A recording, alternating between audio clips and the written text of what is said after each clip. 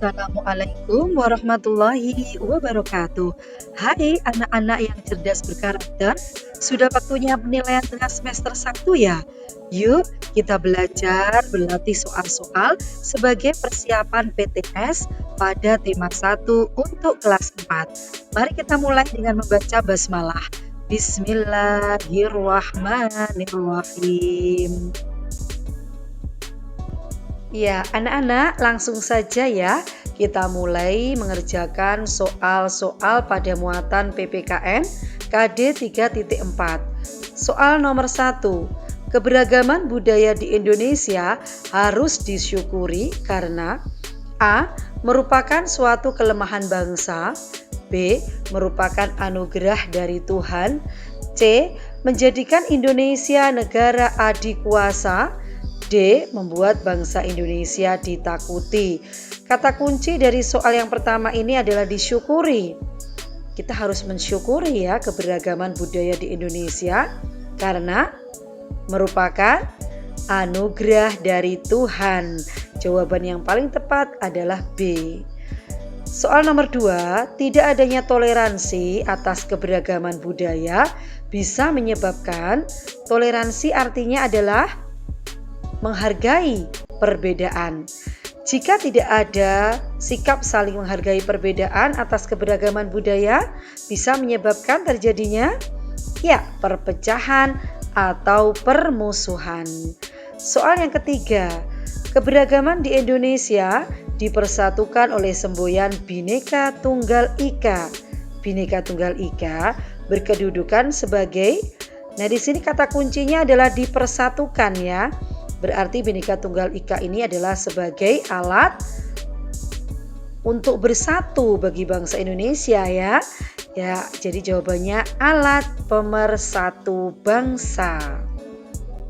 Soal nomor 4, sebutkan keberagaman budaya bangsa Indonesia. Di sini kata kuncinya keberagaman budaya. Berarti macam-macam budaya atau jenis budaya yang ada di Indonesia antara lain adalah rumah adat, pakaian adat, tarian tradisional, senjata tradisional, dan lain-lain. Soal nomor 5, sebutkan 3 pengamalan Pancasila di lingkungan sekolah. Kalian bisa menyebutkan 3 pengalaman Pancasila ini, bisa sila pertama, kedua, ketiga, keempat, atau kelima. Di sini saya berikan contoh ya anak-anak. Pengamalan Pancasila di lingkungan sekolah. Yang pertama adalah berdoa sebelum memulai pelajaran. Ini merupakan pengamalan sila pertama ketuhanan yang Maha Esa. Kemudian menolong teman yang sedang sakit. Pengamalan sila kedua, kemanusiaan yang adil dan beradab. Dan contoh yang ketiga adalah rukun dengan semua teman. Merupakan pengamalan sila ketiga Persatuan Indonesia. Muatan yang kedua adalah bahasa Indonesia KD 3.1. Kita baca terlebih dahulu bacaan yang akan menjadi soal pada muatan bahasa Indonesia ya. Satu paragraf yang terdiri dari beberapa kalimat. Kerjasama tidak terbatas pada kesamaan suku, agama, ras, dan antar golongan. Kerjasama dapat terjalin dengan baik meskipun dengan teman-teman berbeda agama. Salah satu contohnya, kerjasama yang terjalin antara pedagang dan pembeli. Para pedagang dalam mendapatkan dan menjual dagangannya tidak akan memperhatikan agama orang yang diajak bekerja sama. Apakah gagasan pokok paragraf tersebut? Ya, soal yang keenam ini meminta kita untuk menyebutkan gagasan pokoknya ya anak-anak. Gagasan pokok ini bisa kita tentukan apabila kita sudah menemukan kalimat utamanya. Manakah kalimat utama pada paragraf ini? Ya, setelah kita cermati, kalimat utamanya terletak di awal paragraf, yaitu kalimat ini yang berbunyi kerjasama tidak terbatas pada kesamaan suku, agama, ras, dan antar golongan. Dari kalimat utama ini kita tentukan gagasan pokoknya. Ya, coba kita lihat alternatif jawaban ya. A. Pedagang mampu menjalin kerjasama dengan baik. sesuai atau tidak dengan kalimat utamanya? Tidak ya. Lalu yang B, kerjasama dilakukan untuk memperoleh dagangan. Alternatif B ini juga tidak sesuai dengan kalimat utama. Yang C, kerjasama tidak terhalang perbedaan suku, agama, dan ras. Nah, dilihat dari kalimatnya, sesuai ya dengan kalimat utama pada paragraf. Coba kita lihat dulu jawaban yang D, semua golongan memiliki keterbatasan dalam bekerja sama. Tidak ada kaitan sama sekali dengan kalimat utama. Nah, berarti jawaban yang paling tepat memang pilihan C ya anak-anak, karena sudah sesuai dengan kalimat utama pada paragraf. Ya anak-anak, masih dengan bacaan yang sama dengan soal pada nomor 6 tadi, kita akan menjawab soal nomor 7.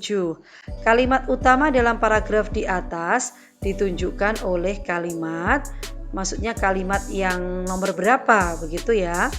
Nah, tadi kita sudah menentukan bahwa kalimat utama paragraf ini terletak di awal paragraf. Maka jawabannya adalah kalimat yang pertama. Ya, jadi kalimat utama dalam suatu paragraf itu bisa saja merupakan kalimat pertama atau di awal paragraf. Bisa pula kalimat yang terakhir pada paragraf, atau bisa pula merupakan campuran kalimat pada awal paragraf dan akhir paragraf. Nah, pada teks bacaan ini kalimat utamanya merupakan kalimat pertama atau di awal paragraf. Nah, jika letak kalimat utama ini berada di awal paragraf, maka paragraf ini disebut paragraf deduktif. Sedangkan letak kalimat utama berada di akhir paragraf, ini disebut sebagai paragraf induktif. Itu ya untuk tambahan pengetahuan bagi anak-anak. Lalu soal yang ke-8, ide pokok suatu paragraf disebut apa? Ya, yang menjadi ide pokok, gagasan pokok dari suatu paragraf disebut, ya tentu jawabannya adalah gagasan pokok. Untuk soal nomor 9 ini masih menggunakan teks bacaan yang sama ya anak-anak. Diminta untuk tulislah gagasan pendukung dari paragraf di atas. Nah, anak-anak harus mengetahui dulu apa yang dimaksud dengan gagasan pendukung ya. Ingat kembali anak-anak, gagasan pendukung adalah uraian atau tambahan informasi untuk gagasan pokok. Tadi kita sudah menentukan gagasan pokok dari kalimat utamanya ya. Nah, coba perhatikan pada teks bacaan. Di sini ada kalimat yang dicetak dengan warna merah, ada pula yang dengan warna biru. Nah, warna merah ini tadi menunjukkan kalimat utama. Dan dari situ kita tadi menentukan gagasan pokok ya. Nah, kalimat-kalimat di belakangnya yang berwarna biru inilah yang merupakan kalimat penjelas. Dari kalimat penjelas kita tentukan gagasan pendukungnya. Berarti pada teks bacaan ini terdapat 1, kemudian 2, dan 3 gagasan pendukung. Nah, kita bisa tuliskan gagasan pendukung dari paragraf di atas. Yang pertama adalah kerjasama dapat terjalin dengan baik meskipun dengan teman-teman berbeda agama. Gagasan pendukung yang kedua, salah satu contohnya kerjasama yang terjalin antara pedagang dan pembeli. Dan gagasan pendukung yang ketiga, para pedagang dalam mendapatkan dan menjual dagangannya tidak akan memperhatikan agama orang yang diajak bekerja sama. Soal nomor 10. Buatlah ringkasan dari paragraf di atas. Dari teks bacaan ini kita akan membuat ringkasannya. Nah, untuk itu kita harus mengingat kembali bagaimana cara untuk membuat ringkasan ya. Caranya yang pertama adalah membaca naskah asli. Jadi paragraf ini kita baca dengan teliti, kemudian mencatat gagasan pokok. Tadi kita sudah menentukan gagasan pokok dari kalimat utama pada paragraf. Kemudian yang ketiga, gunakan kalimat baru. Jadi kita tidak boleh menyalin saja teks bacaan, kita hanya menuliskan begitu ya, tidak. Tetapi kita harus membuat ringkasannya. Kalau di sini ada 4 kalimat, maka nanti kita buat ringkasannya cukup dalam 2 kalimat. Nah, langkah yang keempat menyusun ringkasan. Nah, sekarang kita akan tuliskan ringkasannya ya, seperti ini. Kalimat yang pertama, kerjasama tidak terhalang oleh perbedaan suku, agama, ras, dan antar golongan. Jadi ini kita ambil dari kalimat yang pertama dengan menggunakan kalimat yang baru. Kemudian contohnya, kerjasama antara pedagang dan pembeli tidak mempermasalahkan agama di antara mereka. Nah ini kalimat yang kedua ini kita ambil dari kalimat yang kedua, ketiga maupun keempat pada paragraf itu, tetapi kita ringkas cukup menjadi 1 kalimat saja. Ya, seperti ini cara membuat ringkasan. Selanjutnya kita berlatih soal IPA KD 3.6. Soal nomor 11. Peristiwa yang menunjukkan perambatan bunyi melalui zat cair adalah pilihan A, suara guntur kita dengar setelah kilat. B, suara kicau burung terdengar oleh kita. C, suara teriakan teman dapat kita dengar. Nah, A, B, C ini menunjukkan perambatan bunyi melalui zat gas atau melalui udara. Sedangkan pilihan D, suara kata dalam kolam dapat kita dengar. Kata berada dalam kolam yang berisi air, berarti perambatan melalui zat cair ya. Jadi jawaban yang tepat adalah D. Nomor 12.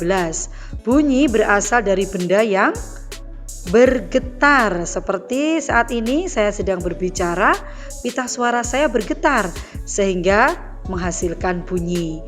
Nomor 13, bunyi yang terdengar jelas sesudah bunyi asli adalah, yuk anak-anak mengingat kembali ya tentang pemantulan bunyi.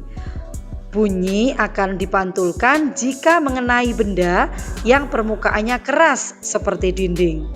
Nah, bunyi yang dipantulkan ini akan memperkuat bunyi asli, bisa menghasilkan gema, yaitu bunyi pantul yang terdengar jelas sesudah bunyi asli, dan juga bisa terjadi gaung, yaitu bunyi pantul yang bersamaan dengan bunyi asli sehingga terdengar tidak jelas.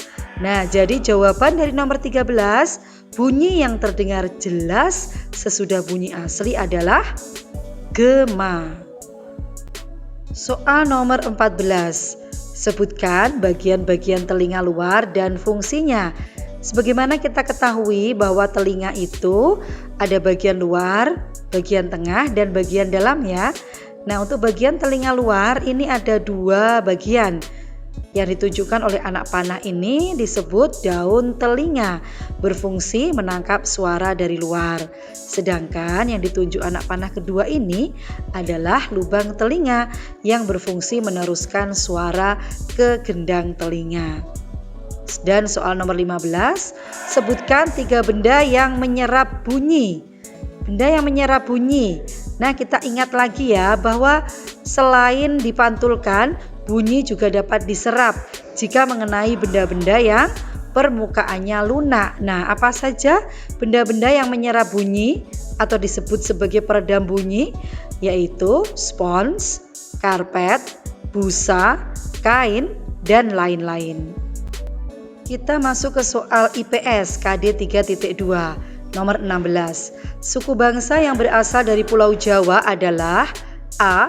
Betawi, Jawa, Dayak, dan Osing. Yang bukan dari Pulau Jawa adalah Dayak, karena Dayak berasal dari Pulau Kalimantan. Lalu jawaban B, Bawean, Asmat, Jawa, dan Betawi. Yang bukan dari Jawa, Asmat ya, Asmat dari Pulau Papua. Pilihan C, Betawi, Jawa, Sunda, dan Bawean. Ini semua dari Pulau Jawa anak-anak. Dan pilihan yang D, Tengger, Minang, Karo, dan Jawa. Tengger dan Jawa dari Pulau Jawa. Kalau Minang dan Karo dari mana? dari Pulau Sumatera. Jadi jelas jawabannya adalah C. Nomor 17, rumah Bagonjong atau rumah Gadang merupakan rumah adat suku. Ini sangat terkenal ya, rumah Gadang dari Sumatera Barat merupakan rumah adat dari suku Minang atau Minangkabau. Dan nomor 18, ketoprak merupakan seni tradisional dari Jawa Tengah. Namun ketoprak dari Betawi merupakan nama. Nah, ini dua nama tetapi berbeda. Ya, yang satu seni tradisional, satunya apa ya ketoprak itu dari Betawi? Ya, makanan. Nah, untuk mengingat kembali tentang makanan khas ya anak-anak, ada banyak sekali makanan khas dari daerah. Misalkan kerak telur juga dari Betawi, nasi pecel dari Madiun, papeda dari Papua, gudeg dari Yogyakarta, sego jamblang dari Cirebon, dan masih banyak lagi yang lainnya. Soal nomor 19, sebutkan 6 agama yang ada di Indonesia dan hari rayanya. Nah, perhatikan tabel berikut ini. Ini ada nama agama, hari raya, kitab suci, dan tempat ibadah. Nah, yang diminta adalah nama agama dan hari rayanya. Islam, hari rayanya Idul Fitri, Idul Adha. Kristen, Natal dan Paskah. Katolik juga sama, Natal dan Paskah. Hindu, Nyepi, Saraswati, kemudian Buddha, Waisak dan Asada. Sedangkan Konghucu, Imlek dan Cap Gomeh.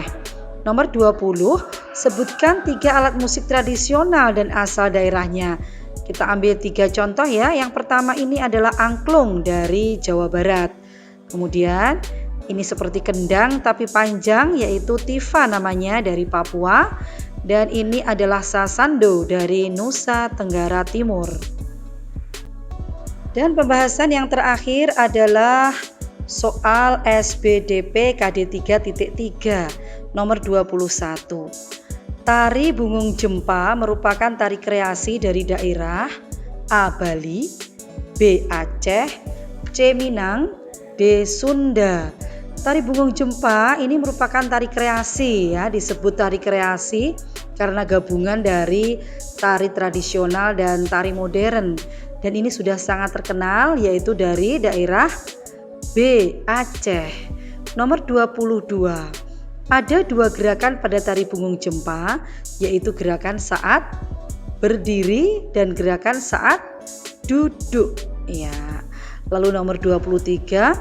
Pola yang dilalui penari saat melakukan gerak tari disebut pola lantai. Ya, dengan adanya pola lantai, gerakan penari lebih terarah dan lebih indah. Nomor 24, sebutkan 3 unsur pada tari. Unsur utamanya adalah gerak, unsur pendukungnya adalah properti, iringan musik, tata rias, dan lain-lain. Atau ada juga yang menyebut dengan istilah wiraga atau raga, wirama atau irama, dan wirasa atau rasa. Dan soal yang terakhir, nomor 25, sebutkan gerak dasar pada tari. Dibagi menjadi 3, yaitu gerak kepala ada kedet, geduk, dan geduk angka 8. Kedet adalah gerakan kepala dan diikuti dengan menarik dagu. Sedangkan geduk yaitu gerakan kepala tegak dan digerak ke samping kanan kiri. Geduk angka 8 adalah gerakan memutar kepala yang fokus pada dagu dan seolah-olah membentuk angka 8. Kemudian gerak tangan ada tumpang tali, sembah, lontang, dan capang. Tumpang tali adalah gerakan 2 tangan yang disilangkan. Kalau sembah, gerakan untuk menunjukkan rasa hormat. Lontang, gerakan mengayunkan tangan kanan dan kiri secara bergantian. Dan capang, gerakan membengkokkan salah satu tangan. Dan gerak yang terakhir adalah gerak kaki. Ada duduk deku, mincit, sirik, dan seser. Duduk deku adalah gerakan melipat kedua bagian kaki ke dalam. Mincit, gerakan gabungan dari kepala, tangan, dan kaki secara bersamaan. Sirik, yaitu menggoyangkan kedua kaki secara bersamaan.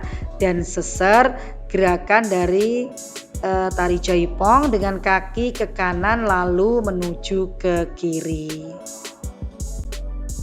Sampai di sini dulu pembahasan kita untuk persiapan PTS pada tema 1.